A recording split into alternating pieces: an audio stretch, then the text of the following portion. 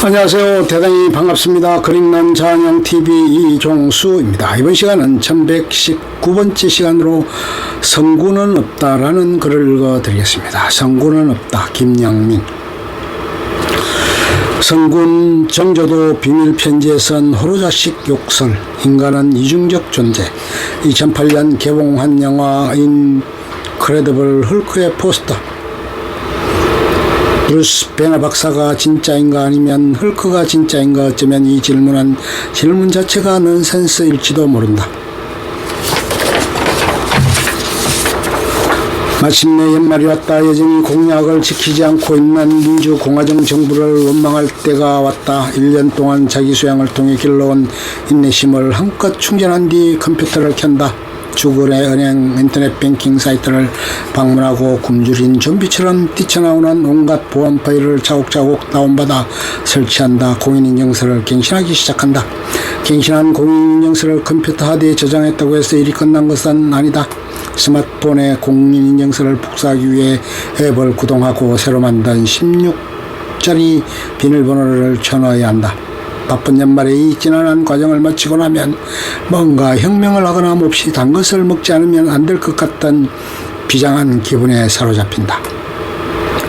그럼에도 불구하고 공인인증서가 있는 공화정과 공인인증서가 없는 왕정 중에 선택해야 한다면 나는 공화정을 선택할 것이다. 많은 사람이 독립적인 정치 주체라기보다는 신민에 불과했던 졸렬한 왕정시대로 돌아가고 싶은 생각은 없다.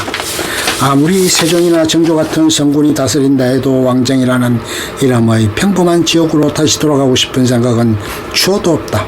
성군이라니 인간이 그토록 대단한 존재일 수 있는 것일까? 도덕적으로 완벽하고 지하실에서도 무지개를 보는 희한을 가지고 백성의 고통을 눈 녹듯 사라지게 할 신통력을 가진 존재일 수 있는 것일까? 기껏해야 고함을 지르며 서로를 집어던지는 대신 눈치 없이 색스폰을 부는 직장 상사와 같은 존재가 아니었을까? 내가 만나본 지구인들은 약간의 책임감과 또 약간의 소유욕, 또 약간의 질투를 동력으로 해서 성실히 하루를 보내다가 주말이 되면 방 안에 엎어져 뽁뽁이나 터뜨리며 휴식을 취하는 보통 사람들이 대부분이었다. 개중에는 간혹 제법 그럴싸한 양심과 능력을 가진 사람들도 있었지만 대개는 살아있기에 그냥 살아가는 사람들이었다. 어느 경우는 종종 자기 자신으로부터 도망치고 싶어 한다는 점에서 위대한 성공과는 거리가 멀었다. 1941년 스펜스 트레이시와 잉그리드 버그만이 주연 영화 지킬 박사와 하이드 씨의 한 장면. 절대선을 상징하는 지킬 박사는 마치 성인군자인 양 사회의 선행을 아낌없이 베풀지만 그 안에 약자를 서슴없이 살해하는 악인 하이드의 본성도 함께 있다. 왕조시대 성군이란 완전한 인간이라기보다는 자아 수양을 통해 보다 나은 인간이 되기 위해 노력하는 존재들에 불과했을지도 모른다. 그러나 대개 인간은 날로 먹을 수 있다면 날로 먹으려 드는 존재, 도저히 날로 먹을 수 없다는 것을 통절하게 깨달았을 때야 간신히 노력을 시작하는 존재들이 아니던가. 보통 인간은 자신의 무능과 이기심을 반성하기는커녕 남을 탓하면서 자신을 위로하는 존재가 아니던가. 반성을 하더라도 자신이 반성한다는 사실을 만천하에 전시하려 드는 존재들이 아니던가. 결국 왕조시대의 임금이 자수양을 좋아했다고 말하는 것은 그늘에 앉아 더위를 좋아했다고 말하는 것과 같은 것이 아닐까. 현실에서 만나볼 수 있는 성인이란 거래은행에 공인인증서를 갱신하고 스마트폰에 복사까지 하면서도 정부를 저주하지 않는 인격자 정도이다. 사정이 이러하다면 진짜 성군이 된다는 건 저 멀리 은하계처럼 아득한 일이 아닐까. 조선시대 성군이란 사실 외계인이 아니었을까? 지구에 불시착한 외계인이 너무 수줍은 나머지 외계인이 아니라 성군이라 둘러댄 것이 아니었을까? 왕조시대의 사정이 이러할진데 공화국의 경우에서라면 더 말할 것도 없다. 데이트 상대가 못생겼는데도 귀엽게 보이면 망한 것이다. 공화정의 정치인이 성인처럼 보이면 망한 것이다. 그러나 현실에서 성인이 정말 존재한다면 우리는 그에게 정치 공동체의 온갖 고민을 해결해 달라고 외주를 주면 되지 않을까? 정말 성인이 존재하기만 한다면 말이다. 이런 궁금증을 해결할 만한 실마리가 약 10년 전에 발견되었다. 성군으로 알려진 정조가 당시 정계의 거물 심한제에게 보낸 비밀 편지 다수가 세상에 공개된 것이다. 그 편지에서 이른바 성군 정조는 시원하게 욕을 내뱉는다. 이 호로 자식이. 지난 2009년 2월 안대휘 성균관대 교수 등 연구진이 정조가 심한제에게 보낸 편지를 공개하고 있다. 노론에 맞선 비운의 성군으로 알려진 정조가 실은 노론의 거두 심한제와 정치적 물밑 거래를 일삼고 있었음을 적나라하게 드러낸 자료였다. 그뿐이랴 폭력으로 흘러대는 일마저 서슴지 않는다. 뭐를 처치하는 데 한 주먹 힘이면 충분하다. 정조를 성군으로 존경해왔던 사람이라면 큰 충격을 받을 만한 사료임에 틀림없다. 만약 이순신 장군이 원균에게 비밀 편지를 보내서 나는 사실 외놈들 잡아 죽이는 게 너무 재밌어. 내가 열심히 싸우는 건 애국심보다 살을 뺄 때 느끼는 쾌감 때문이야 라고 말했다면 이와 비슷한 충격을 받을까? 그런 충격을 예상했음인지 정조는 자신의 편지를 읽고 나면 즉시 찢어버리라고 혹은 불태우라고 요구했다. 그러나 수신자는 끝내 정조의 편지들을 없애지 않았고 그로 인해 현대의 독자는 이른바 성인의 마음을 좀 더 들여다볼 실마리를 얻게 되었다. 이런 자료를 통해 드러난 조선시대 성군의 모습이란 도덕적으로 완벽한 존재라기보다는 지킬 박사와 하이드의 모습에 가깝다. 지킬 박사와 하이드는 조선시대 못지않게 도덕적 음숙주의가 팽배했던 빅토리아 시대 말기에 발표된 로버트 루이스 스티븐슨의 소설이다.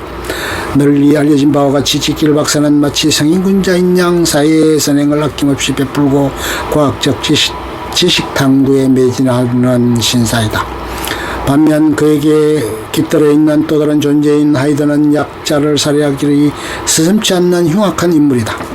다른 사람에게 어떤 고통을 주던 거기에는 짐승처럼 개걸스러운 쾌락을 느꼈고 타인의 고통에 대해 돌부처처럼 무감각했네. 이런 하이드의 모습은 이성적으로 그리고 차분한 과학자 브루스 베너 박사의 깃든 헐크의 모습을 닮았다. 혹은 성군 정조에게 깃든 욕쟁이 중년 사내를 닮았다. 정조가 희대의 성군이라는 이미지를 대중적으로 널리 알리는 데는 이인화의 소설 영원한 제국이 큰 역할을 했다. 사진은 이 소설을 영화화한 영원한 제국에서 정조 역을 맡은 난성기. 사정이 이렇다고 해서 조선시대의 성군이나 빅토리아 시대의 지킬 박사를 위선자라고 쉽게 단정할 수는 없다.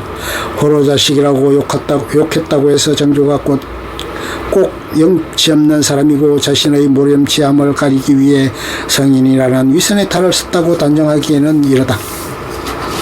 어쩌면 그 두 모습 모두 정조의 진면목인지도 모르기에 지킬 박사와 하이드에서 헨리 지킬은 이렇게 말한다.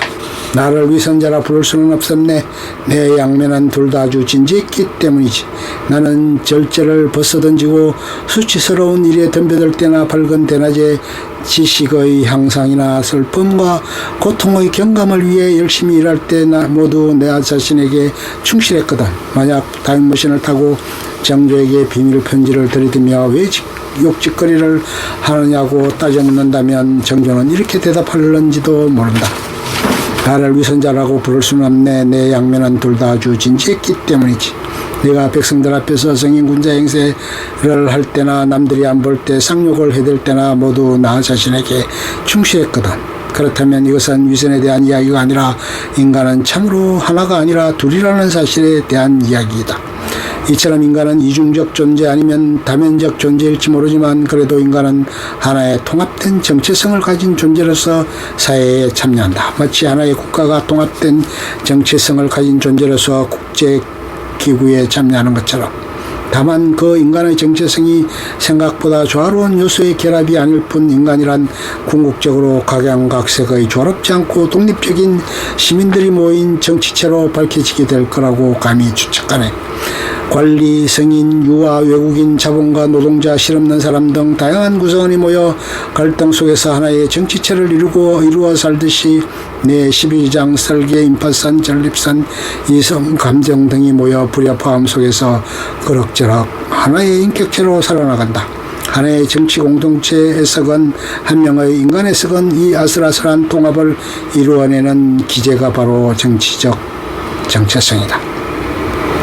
로버트 루이스 스티븐슨이 인간을 정치체에 비유한 것은 일견 조화로 보이는 인간이나 사회에도 존재의 분열이 있다는 것.